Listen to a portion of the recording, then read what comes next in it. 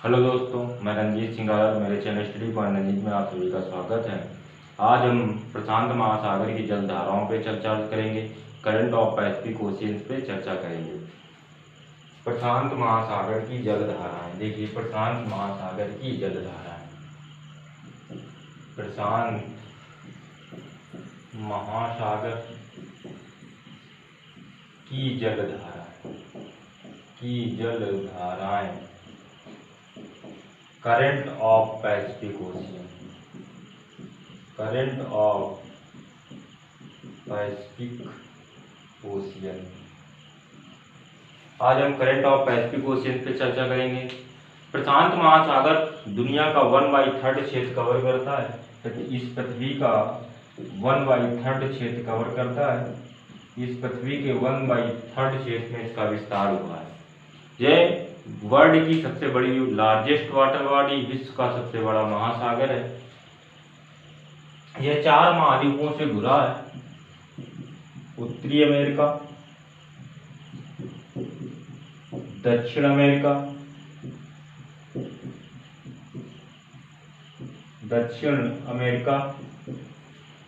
पूर्वी एशिया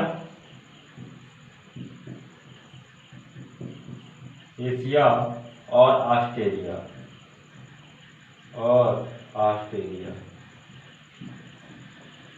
उत्तरी अमेरिका, दक्षिण अमेरिका, ऑस्ट्रेलिया और पूर्वी एशिया के मध्य इसका विस्तार हुआ है। यह अंग्रेजी के अक्षर ओ आकार का है।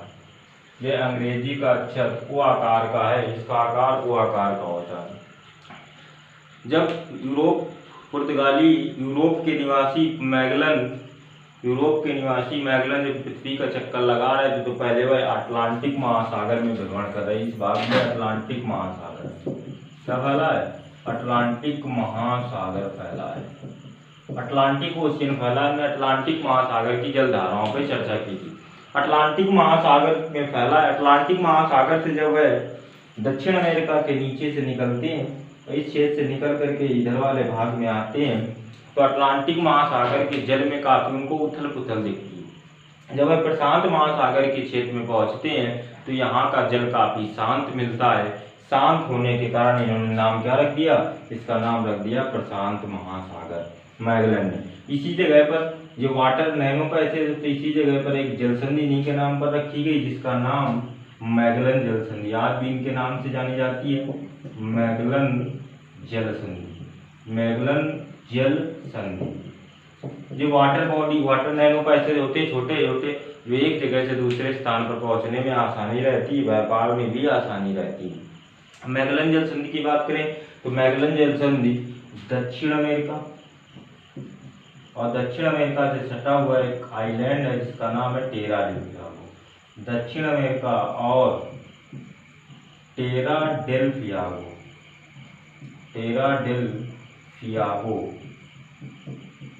द्वीप को अलग करती है। द्वीप को क्या कर देती? अलग कर देती है। ये वाटर बॉडी दो स्थल खंडों को अलग करती है। एक तो दक्षिण अमेरिका को अलग करे और तीसरा छोटा सा दिख रहा है आपको आइलैंड है, इसी आइलैंड का नाम है टेरा डेल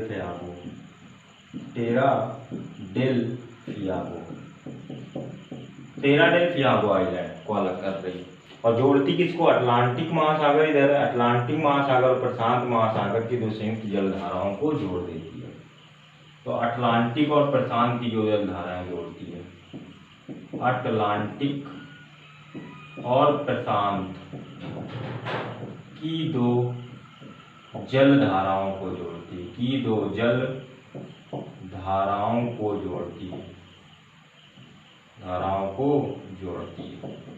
दो जलधाराएं जोड़ती है। अटलांटिक महासागर और प्रशांत महासागर की दो जलधाराओं को जोड़ देती है। टेरा डेल फियागो द्वीप पर 2 देशों का अधिकार है। टेरा डेल फियागो द्वीप के पूर्वी हिस्से पर चिली का कब्जा है, चिली देश का अधिकार है। और पश्चिमी भाग में अर्जेंटीना का अधिकार है।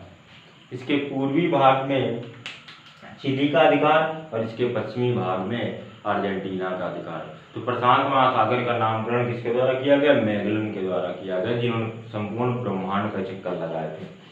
इसके पश्चात जितनी भी जल धाराएं विकसित हुई, इनकी गणना हम भूमध्य रेखा से करते हैं। तो 0 डिग्री आपकी ये रेखा गुजरी है, ये दिख रही रेखा, ये 0 डिग्री रेखा, इसे हम कहते हैं भूमध्य रेखा।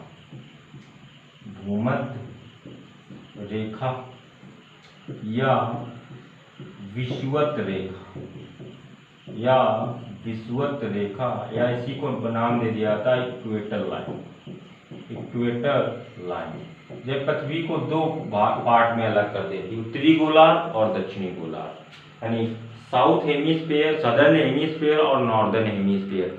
उत्तरी गोलार्ध को नॉर्दर्न हेमिस्फीयर और दक्षिणी गोलार्ध को सदर्न हेमिस्फीयर के नाम से जाना जाता है। दो भाग इसी प्रकार महाभागों को भी दो भाग, इसी प्रकार जो महासागरों को भी दो भागों में अलग कर देती है। इसका महाद्वीप के भूमध्य रेखा के ऊपर का हिस्सा उत्तरी प्रशांत महासागर कहलाएगा। क्या कहलाता है? उत्तरी प्रशांत महासागर। उत्तरी प्रशांत महासागर। और इसका भूमध्य रेखा के नीचे का भाग दक्षिणी प्रशांत महासागर कहलाता है। दक्षिणी प्रशांत महासागर कहलाता है। प्रशांत महासागर कहलाता है। दो भागों में बंटती है।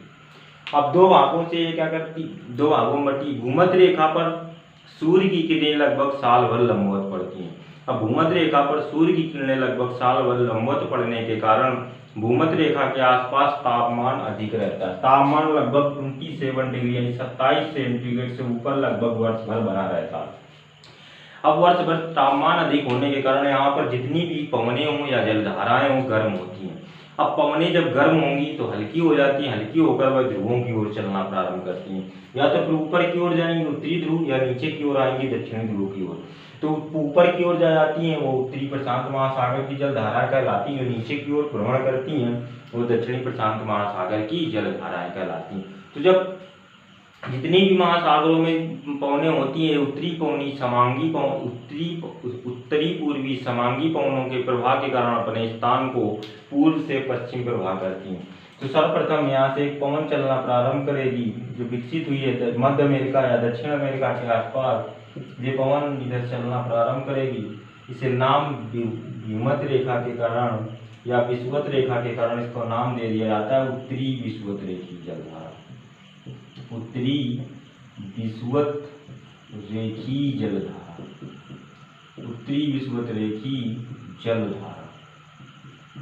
उत्तरी विषुवत रेखी जलधारा उत्तर पूर्वी समांगी पवनों के कारण उत्तर पूर्वी समांगी पवनों के कारण उत्तर पूर्वी समांगी पवनों के कारण अमेरिका के पश्चिमी तट से फिलीपींस तट तक प्रवाहित होती है। ये वाला भाग ऑस्ट्रेलिया के ऊपर क्या वगैरह आता है, फिलीपींस तट तक प्रवाहित होती है। कहाँ तक प्रवाहित होती है?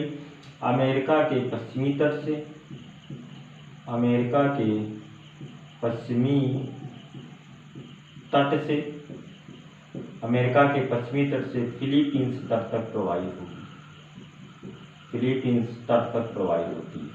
अब फिलीपींस तट तक ये प्रवाहित होगी। जितनी भी भूमध्य रेखा के आसपास जलधाराओं का विकास होगा वह जलधाराएं कैसी होंगी? गर्म, क्योंकि भूमध्य रेखा के आसपास सूर्य की किरणें लगभग साल भर लंबवत पड़ती हैं। लगभग साल भर लंबवत पड़ने का कारण ये भावनाएं उत्पन्न होती हैं। ये भावनाएं या धाराएं उत्पन्न होती है। अब ये धाराएं, अब ये उत्तरी विषुवत रेखी जलधारा फिलीपींस द्वीप से टकराएगी और फिलीपींस से टकरा करके उत्तर की ओर चलना प्रारंभ करेगी। उत्तर की ओर चलना प्रारंभ करेगी। जैसे ही यह 30 डिग्री अक्षांश पर आती है, 30 डिग्री अक्षांश पर आते ही 30 डिग्री उत्तरी अक्षांश पर आकर के ये इसकी एक धारा जापान सागर में प्रवेश कर जाएगी। इसकी एक जलधारा जापान सागर में प्रवेश कर जाएगी, जिसे हम सुषिमा की गर्म जलधारा कहते हैं। सुषिमा जलधारा कहेंगे। सुषमा जलधारा या गर्म जलधारा। किसकी गर्म जलधारा होगी? सुषमा की गर्म। 30 डिग्री अक्षांश पर फिलीपींस से टकराती है। फिलीपींस से टकराने के पश्चात यह उत्तर की ओर चलना प्रारंभ करती है। उत्तर की ओर चलना प्रारंभ करती है फिलीपींस से टकरा करके, लेकिन 30 डिग्री अक्षांश पर जैसे ही पहुंचती है, 30 डिग्री अक्षांश पर एक भाग और टकराता है। एक भाग कहाँ निकल जाता है? जापान सागर में निकल जाता है, जिसे सुषमा की धारा कहते हैं। कहाँ निकल जाता है? जापान सागर में निकल जाता है। जापान सागर में निकल जाता है। इस भाग से नाम जाना जाता है। अब धीरे धीरे ये जलधारा ऊपर की ओर बढ़ना प्रारंभ करेगी, ऊपर की ओर उठना प्रारंभ करेगी। ऊपर जब ये उठती है तो धीरे धीरे इसे नाम दे दिया जाता है क्यूरोशिया की जलधारा। क्यूरोशियो जलधारा, क्यूरोशियो जलधारा। ये भी कैसी है? ठंडी जलधारा, सॉरी गर्म जलधारा, क्यूरोशियो धारा।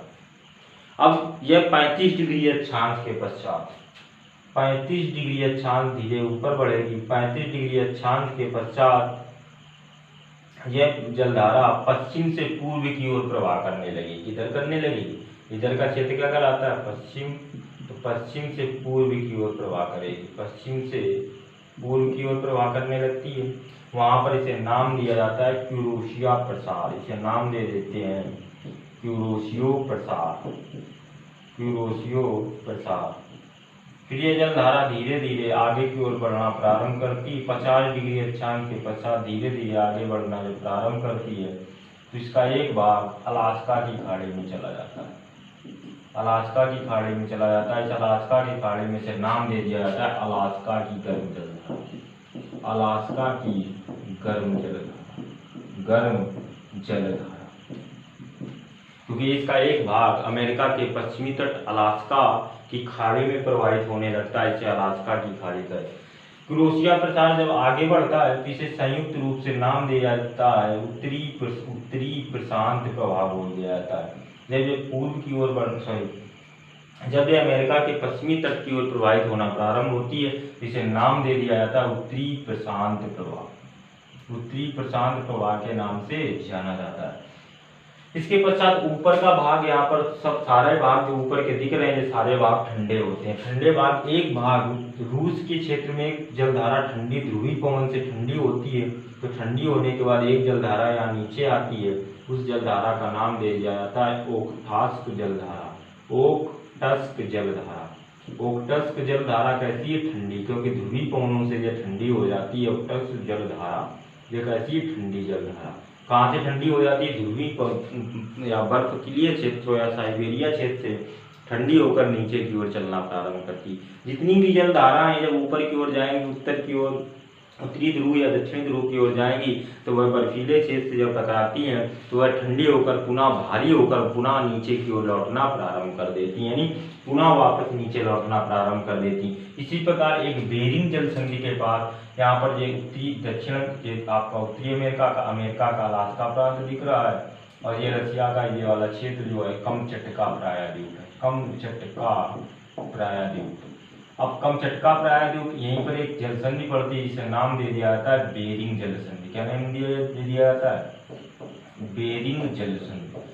अब बेरिंग जल संधि के पास ऊपर से ध्रुवीय पवनें काफी ठंडी होकर आ जाती हैं। अब ये पवनें ऊपर जाएंगी तो ऊपर ध्रुवीय क्षेत्र है तो वहां से ठंडी होती है। ऊपर से जब ठंडी होकर नीचे उतरना प्रारंभ करती है तो बेरिंग जल संधि के पास एक जलधारा उतरना प्रारंभ करती है जिसे ठंडी जलधारा नाम दिया जाता है क्यूराइल।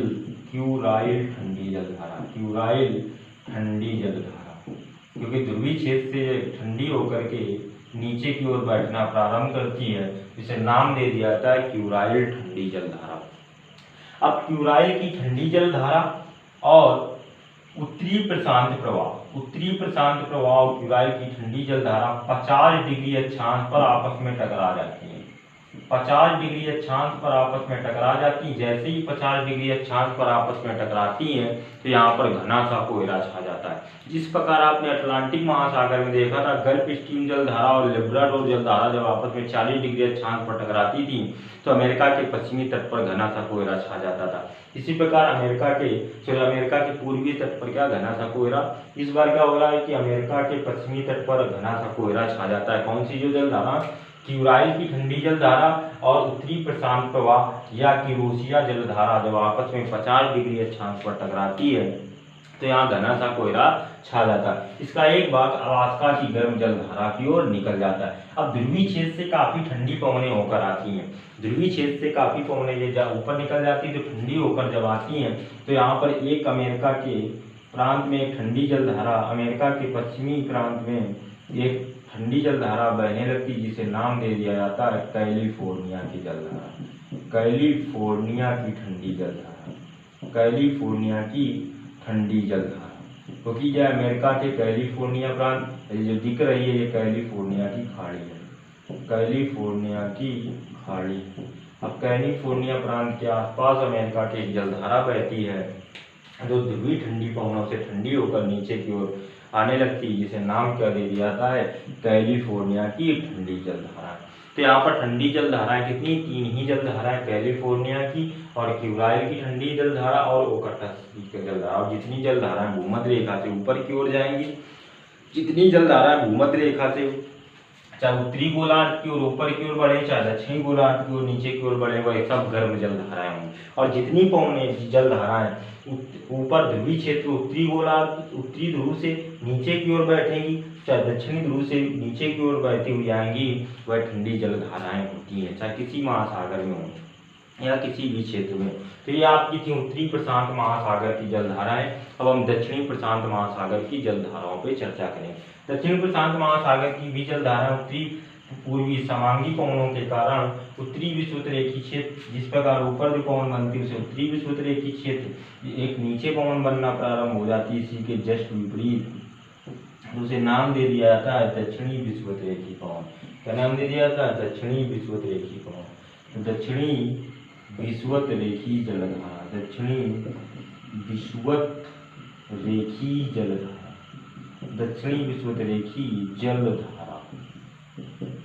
दक्षिणी विषुवत रेखी जलधारा यहाँ पर आती है और यहाँ पर टकराई किसी गिनी की खाड़ी से टकराती है। न्यू गिनी की खाड़ी से टकराकर 2 भागों में बढ़ जाती है। न्यू गिनी की खाड़ी से, न्यू गिनी से टकरा करके New Guinea island, New Guinea की खाड़ी से टकराकर न्यू गिनी द्वीप से टकरा करके 2 भागों में बढ़ जाती है। इसका एक भाग ऑस्ट्रेलिया के पूर्वी क्षेत्र में प्रवाह करने लगता है।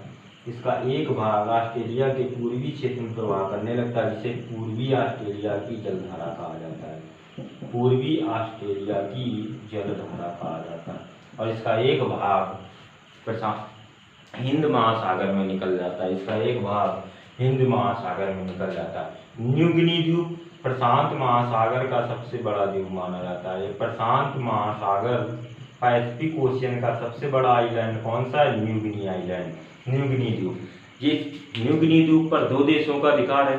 इसके पूर्वी 2 देशों का इसका पूर्वी क्षेत्र पर, इसके पूर्वी भाग में, न्यू गिनी के पूर्वी भाग में, न्यू गिनी का जो पूर्वी भाग है इस पे इंडोनेशिया का इरवन जावा प्रांत है। इंडोनेशिया का इरवन जावा प्रांत है। इंडोनेशिया का इरवन जावा प्रांत है। इरवन जावा प्रांत। इसके पूर्वी भाग पर किसका अधिकार है? न्यू गिनी का, इंडोनेशिया का अधिकार है इरवन जावा प्रांत। और इसका पश्चिमी भाग पूर्णतः स्वतंत्र है। वो एक देश है, वो अलग से एक देश बनाता है। पापुआ न्यू गिनी देश नाम से जाना जाता है। न्यू गिनी देश के नाम से जाना जाता है। जलधाराएं बहती हैं। अब यहाँ पर नीचे आप आएंगे दक्षिणी ध्रुव मिलेगा तो यहाँ से वेस्ट द्वीप ठंडा क्षेत्र यहाँ से प्रवाहित होता है। ठंडा क्षेत्र यानी दक्षिणी प्रशांत विक्षोभ प्रारंभ होगा, यानी दक्षिणी ध्रुव से ठंडी पवनें आना प्रारंभ हो जाएंगी जो ऊपर की ओर बढ़ेंगी। इस प्रकार इसको नाम दे दिया जाता है दक्षिणी प्रशांत विक्षोभ। ये नाम क्या देंगे? दक्षिणी प्रशांत विक्षोभ नाम दे दिया जाता है। दक्षिणी प्रशांत विक्षोभ। दक्षिणी प्रशांत विक्षोभ क्या होता है कि आगे की ओर बढ़ता चला जाता है। अब ये अमेरिका, दक्षिण अमेरिका के पश्चिमी तट पर जाती है।